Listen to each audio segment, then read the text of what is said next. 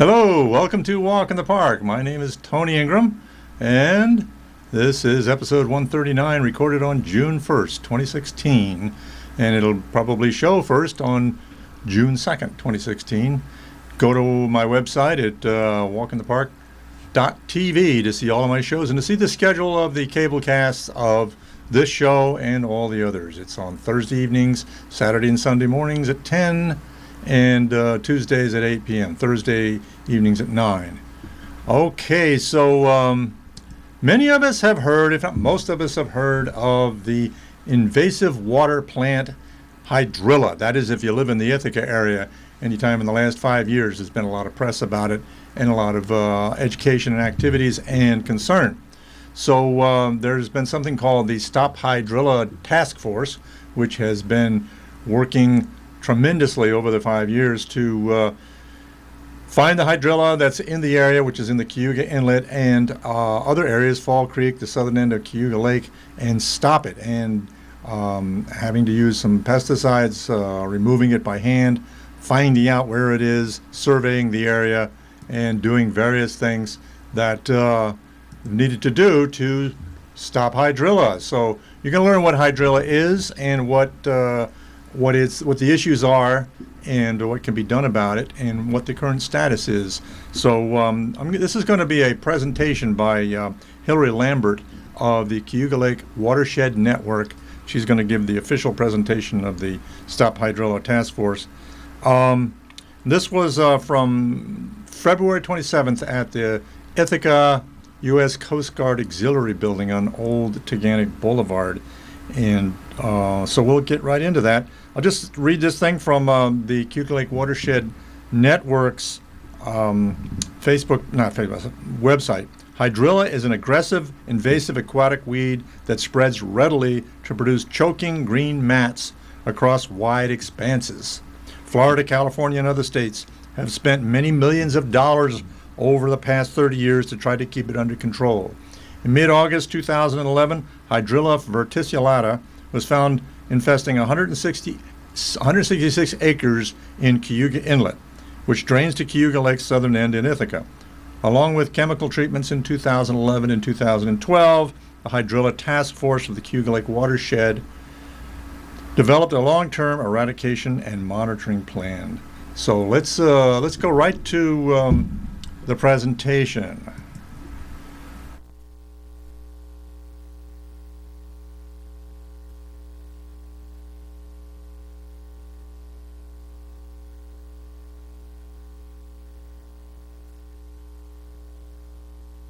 This is the official Hydrilla presentation prepared by the Hydrilla Task Force.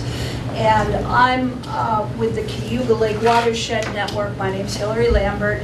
And I and Bill Foster with the Floating Classroom and Cornell Cooperative Extension, Sharon Anderson, and others. We are the outreach for telling folks, the public, about what's going on with the Hydrilla program, because it's one of those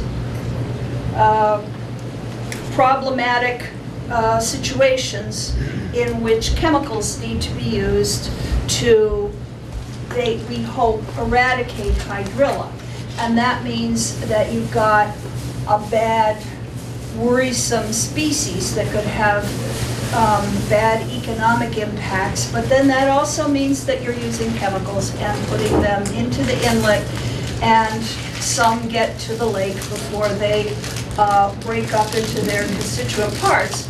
And of course, this is very worrisome, especially for Ithacans who are concerned about environmental impacts and unanticipated consequences of good works and so on.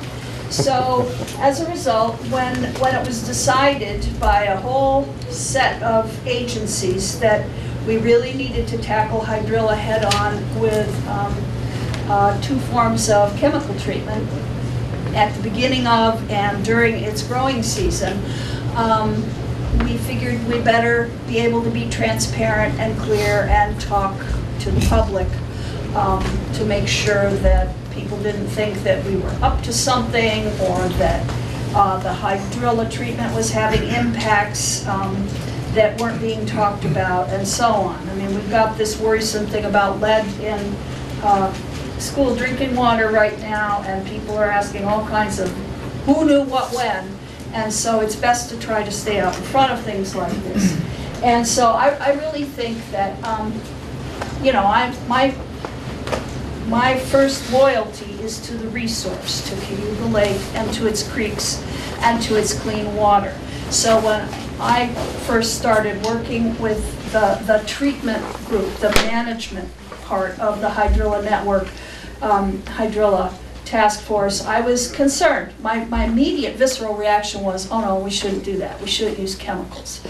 And then I was standing with Roxy Johnston, who works for the water treatment plant and is the watershed coordinator for City of Ithaca, and we were standing down at the dock at the Farmers Market looking across the inlet, and she said, if we don't use chemicals, she said, in a few years, this entire water body will be filled bank to bank, bottom to top with hydrilla, and they will have to start mowing lanes for the boats. And at that moment I said, oh, I get the point. I guess we better use some chemicals. And of course now we're several years along in the treatment. And people are wondering, is it still necessary? Because we're not seeing any hydrilla, right? That's because it's been effective. And they're wondering, is there a tipping point at which chemicals start to have a bad long-term impact on the lake and so on? And the short answer to those concerns is, to my scientific understanding, which is not perfect, there are not negative impacts that go beyond taking out some additional plant species in addition to hydrilla from the immediate inlet area. But let me just give you this presentation, and then we can talk about these things, because okay. So this is hydrilla. Comes from a couple of different strands of it from different parts of the world. It's been a monstrous problem in Florida for a long time, and so if you go down there and you're admiring the romantic green-filled lakes, that's hydrilla. Didn't used to be there, and this is what it was looking like in 2011 when people down at that's Johnson Boat Yard and taken from the Farmers Market dock here, people suddenly realized, oop, that's not charming Elodea, that is in large part hydrilla. And so that's a place where it got a good grip before treatment started. And oh, this is one of these fancy PowerPoints. So let me just go through this. Why are we concerned? There are ecological impacts, economic impacts. It outcompetes beneficial native species, creates those thick mats of vegetative growth, reduces native habitat and water quality, can lead to oxygen deficits and fish kills. And there's a potential for blue-green algae outbreaks. The fish kills part is particularly interesting because a lot of fishermen, I've learned, especially in the south where hydrilla is more prevalent, think that hydrilla is a great fish habitat. And so I've talked to some people about this, and what I understand is that the first few years, yes, this is the case. Fish like it because they can hide in it and party down there. But once it gets thick enough and takes over a water body, then they're driven out, and they and other species like turtles and so on, there's no room for them anymore. So as a result, you know, there's a little bit of tension between us, got to get rid of it, people, and fishermen who have heard or understand that it's nice for fish. It is, but not forever. Hillary, if I could comment to that? Yes. I've done some work with Fred Bloom, Yes. who's the president of Bass Nation, as you know. Yeah, he's great.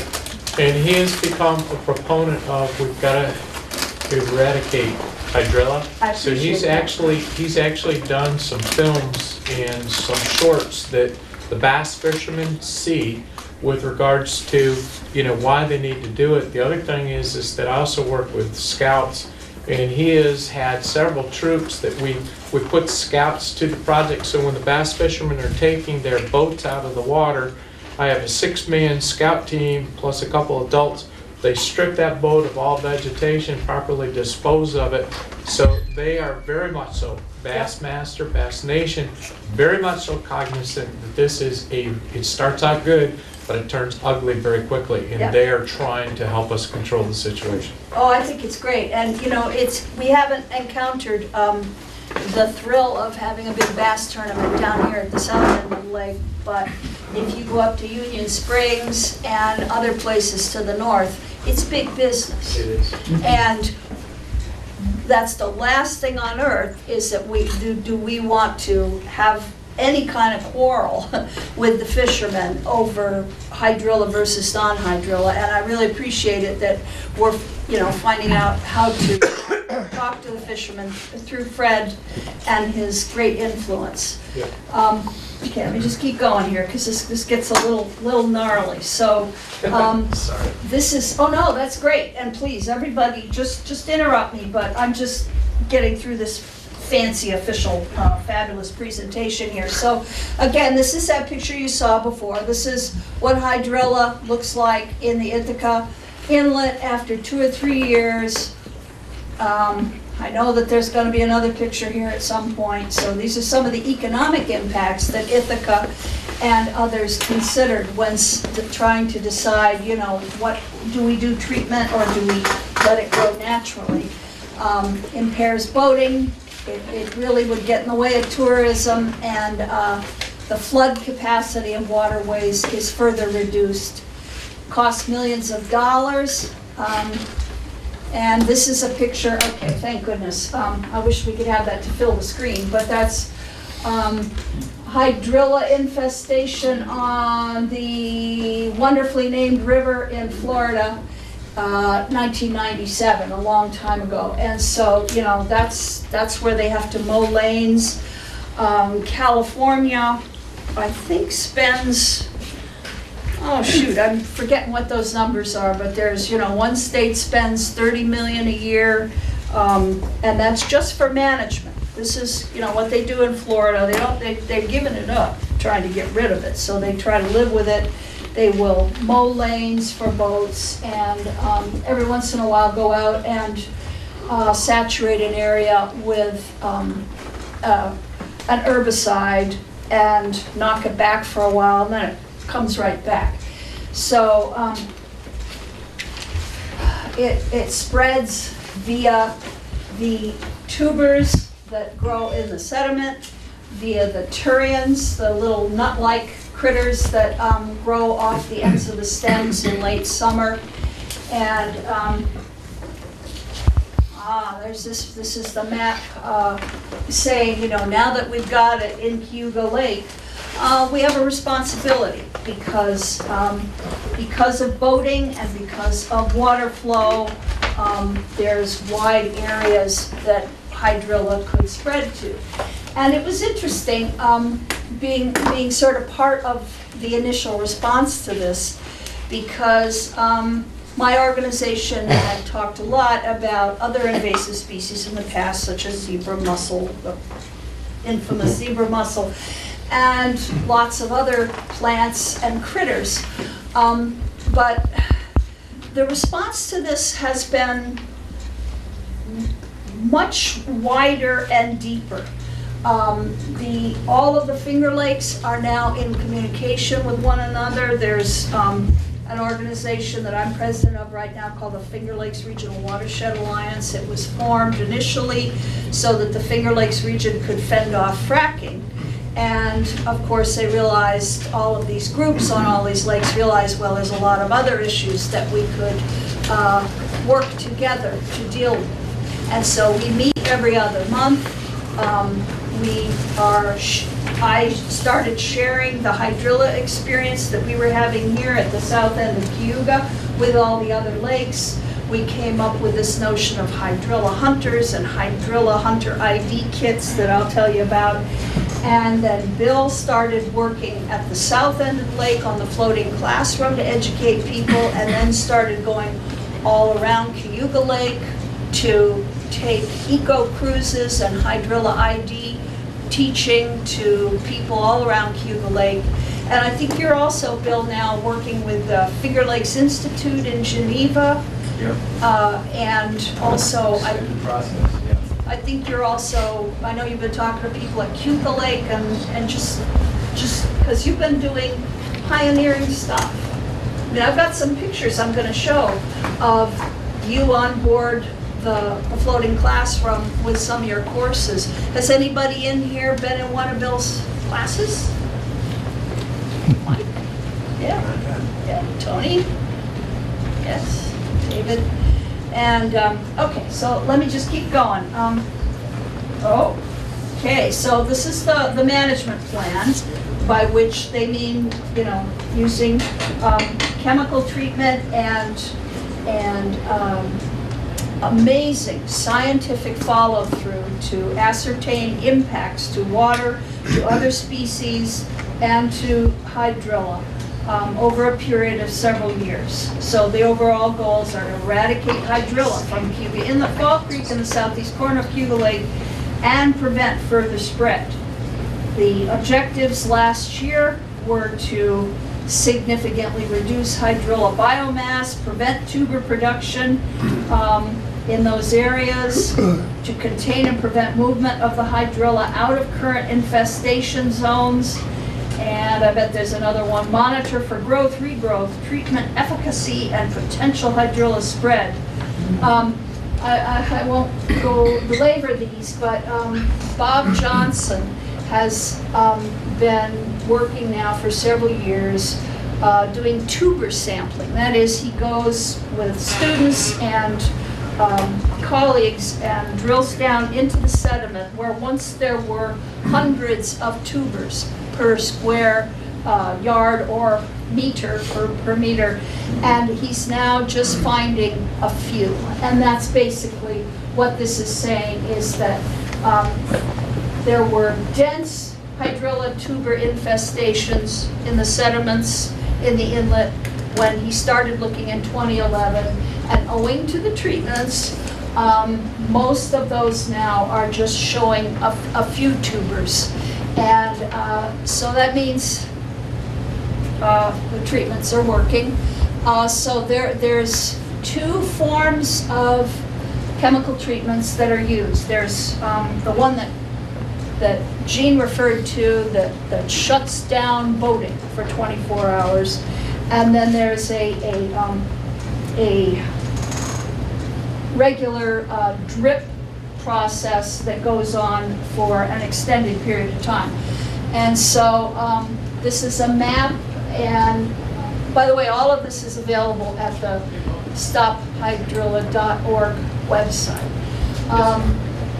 This is a map, you know, the Cayuga Inlet with Cayuga Lake at the top of the photo, the north end of the treatment area for this initial chemical.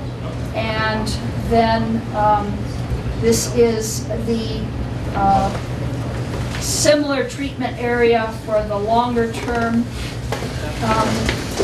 chemical. And these are, I guess these are the boxes that if you know where to look, you will see them installed in several locations to scientifically inject the chemicals into the water. And, okay, let's, yes, and this is where they are located. And then also, the problem here was that we like to think we've got this under control, but this is a little bit reminiscent of being a cancer patient, in that, and that's what makes me very uneasy about our really being able to contain this in the long run, is hydrilla was found by a student on Bill's boat in 2011 in the inlet. it was found to be infesting 160 acres there. Chemical treatments were brought to bear. It's almost undetectable in the inlet now. But a few years later, a couple of years later, Bob Johnson and his team were doing their regular scouring of a very wide area looking for hydrilla, and checked that little pond in Stewart Park. Uh-oh, there was lots of hydrilla there. Whoa. Nobody had looked for like a year. It had gotten ahead of us, and it was thriving. And then looking at its outlet into the mouth of Fall Creek by the Cascadilla Boathouse and the Newman Golf Course, uh-oh, there was some in there. And so that meant that, you know, not paying attention, not having enough people. Of course, this made me feel horrible because, you know, here I and Bill were getting hydrilla hunters trained to look for hydrilla, and we'd missed it. And there were a lot of kayakers and a lot of dog walkers and a lot of people who could have seen it. So that meant that opened a new treatment area that had to be dealt with. And that one's been a real tricky one because they're having trouble holding the chemical in the area where the plants are long enough before it gets washed out into the lake and then degrades. But they're having trouble holding it in location there long enough for it to affect the hydrilla.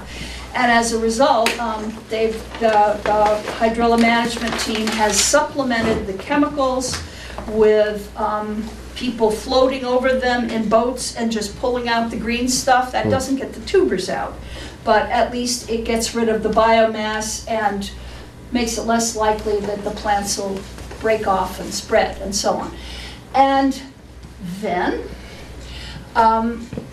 they discovered there were a few plants, pretty healthy, but just a few plants growing right offshore from where the visitor center is in the southeast corner.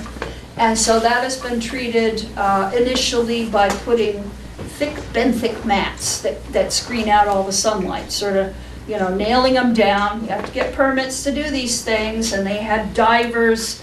I mean, it was only 3 feet deep, but it was, you know, taken very seriously too. And those mats have worked pretty effectively. I guess they found a little bit more growing outside the mats the second year. And so for both Fall Creek and this southeast corner, DEC gave the management team permission to use some chemicals in these areas to supplement the hand pulling and the benthic mats to see if they could get a handle on it. And so, you know, they're still dealing with some active areas. And the last thing I heard, and I don't know if it's in this presentation, was at the end of last season in September, Bob Johnson and his team found a very healthy plant growing off of the Merrill Sailing Center, right in that area, okay? And it was growing in 9 feet of water. It was doing that classic sort of creepy Hydrilla Godzilla thing. It had, you know, sprouted sometime in the past and had snuck along the bottom of the lake, and then had grown up to the surface. And so as of last fall, they were, and I haven't heard the update on this, I'm sure I could get it from Bob Johnson, they were going to go down into the water. They were going to wait till the water dropped during the winter months and get a sense of how much of a problem there was down there. So, you know, this is a very interesting challenge, because here we are trying to, the outreach people, saying to folks all along the lake, you know, this costs a lot of money. And there's environmental concerns, there's economic concerns, so you really don't want this stuff to spread to your dock and to your town. You want to get it early. And so it really behooves you to take one of our hydraulic ID kits, take Bill's training on the boat, and make it a regular task to look for it when you're out along the lake or out in your boat. And because you don't want to have to do what Ithaca's having to do. And finding it, getting it under control in one place, but sort of seeing it maybe sneaking beyond your boundaries. So this is the Fall Creek treatment area with Stewart Park on the top side and the Newman Golf Course and the lake outlet to the left and Route 13. And here they are doing the supplemental aquathol injection in 2015 to add to the treatment they'd been doing previously. Yes, let's watch the arrows flow. I love it. I'm sorry. I'm not the most patient PowerPoint user. And sprinkling the supplemental pellets in, yes, to get at areas where the hydrilla was particularly stubborn, you see? All right, and then this is the southeast corner of the lake, where they found those sparse but healthy plants, used the benthic matting, and then decided that they had better do some additional treatments. All right, and then here they are doing the supplemental treatment in the southeastern corner there. Let me get you a couple chairs. And it's really very important for Bob Johnson to continue monitoring and testing for potential impacts when you start putting these additional chemicals in our beautiful lake. And I had a good question from Franklin earlier this week about chemical use, and I've been very impressed with the management committee because they have resisted signing a contract with the chemical company because, chemical companies would like you to sign on for the long term. They would like you to buy in bulk. They would like you to expand your treatment. They would like you to use more chemicals. And they give you special deals if you sign on for longer and so on. And the management committee has resisted this and has... Okay, well, that's all we have time for in this. If you want to find out a lot more about Hydrilla and the situation, we're in the new boating season now, so you can go to Cayuga Lake Watershed Network at cayugalake.org, or you can go to stophydrilla.org. So that's it. That's all for this week, and we'll see you again soon. Thanks a lot for joining me. Yeah, that means it.